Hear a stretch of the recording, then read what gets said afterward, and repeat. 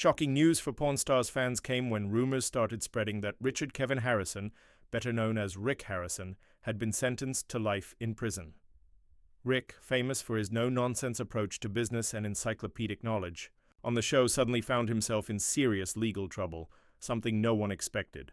For years, Pawn Stars entertained audiences by showing the fascinating world of pawn dealing, rare artifacts, tough negotiations, and the daily drama inside Rick Harrison's famous Las Vegas pawn shop. But now Rick's flourishing TV career has taken a dark and unexpected turn. But what exactly did he do to deserve such a severe punishment? Stay with us as we delve into what led to this drastic turn in Rick's life and the details of the shocking case. Richard Kevin Harrison, a well-known American businessman and TV personality, was born on March 22, 1965, in Lexington, North Carolina. At just 2 years old, he moved with his family to San Diego, California, where he spent most of his childhood. As a young boy, Rick developed epilepsy at age 8, which led him to spend much of his childhood reading books, contributing to his impressive knowledge of history that would later benefit his career. Rick's early life wasn't easy. His battle with epilepsy meant he often missed school, eventually dropping out during his sophomore year of high school. This setback, however, didn't diminish his ambition or his thirst for knowledge.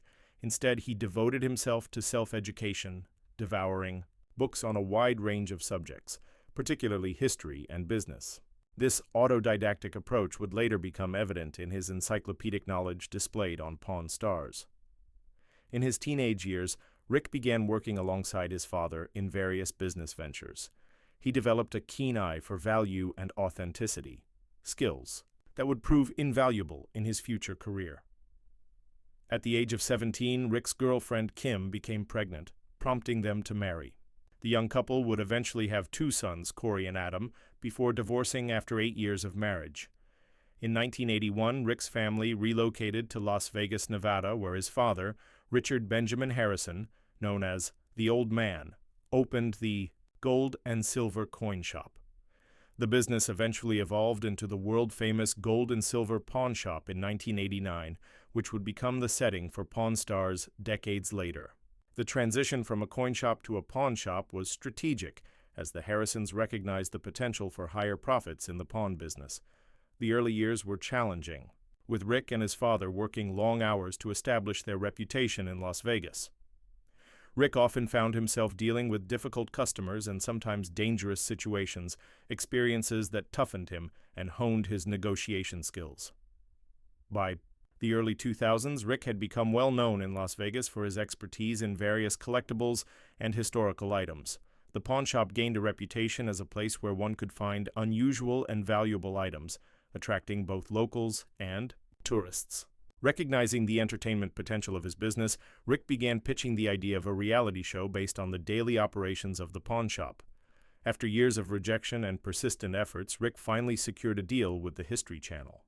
In 2009, Pawn Stars began airing, following the daily operations of the Gold and Silver Pawn Shop. The show featured Rick, his son Corey Big Hoss Harrison, his father Richard the Old Man Harrison, and their friend Austin Chumlee Russell as they evaluated, bought, and sold items of historical significance and questionable value. The show became an instant hit, transforming Rick from a local pawn shop owner into a television celebrity.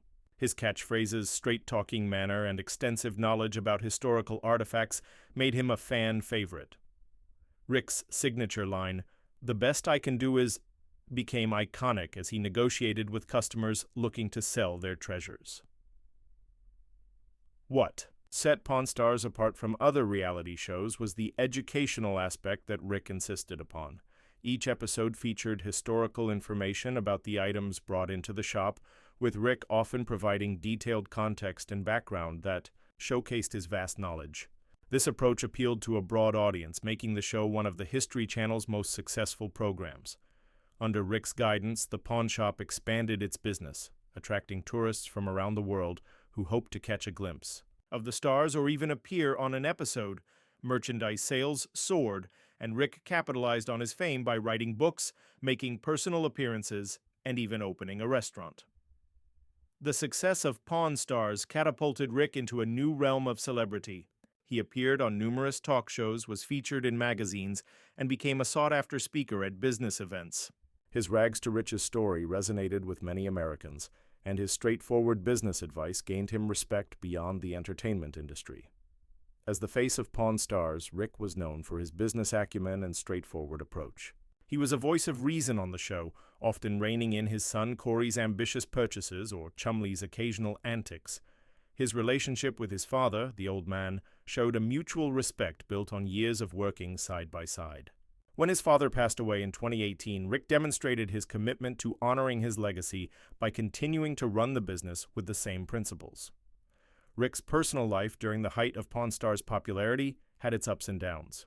After his first marriage ended, he married Tracy Harrison, and they remained together for 27 years before divorcing in 2011.